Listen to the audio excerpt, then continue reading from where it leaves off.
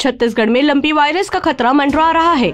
आज lumpy virus को लेकर मंत्री रविंद्र चौबे ने मीडिया से चर्चा करते हुए कहा कि छत्तीसगढ़ में एक भी लंपी वायरस के केस नहीं, फिर भी प्रिकॉशन दिए जा रहे हैं।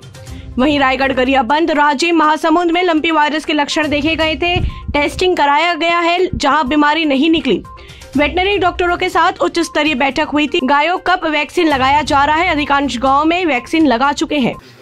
छत्तीसगढ़ में भी रायगढ़ जिला, गरियाबंद जिला और राजिम के आसपास ऐसे लक्षण दिखे थे। कुछ महासमुंद के क्षेत्र में भी हमने अपनी पूरी डॉक्टरों की टीम वहां भेजी थी। उच्च स्तर की बैठक हमने मंत्रालय में किया। एपीसी डायरेक्टर, वेटनरी, सारे लोग मौजूद थे और जहां जहां भी ऐसी स्थिति है वहां हमने उनका जो टेस्टिंग है उसको कराया है। सौभाग्य से छत्तीसगढ़ में एक भी मामले लंपी की बीमारी के जानवरों में नहीं मिले हैं।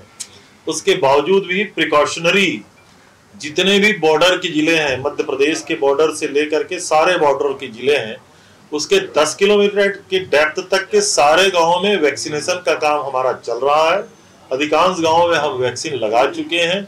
उसके बावजूद भी सतत मॉनिटरिंग विभाग के द्वारा इसमें किया जा रहा है, लेकिन छत्तीसगढ़ में आज तारीख तक लंपी के कोई मामले सामने नहीं आए हैं। आगे अपडेट के लिए देखते रहें न्यूज़ प्लस 21, आपके हक की बात।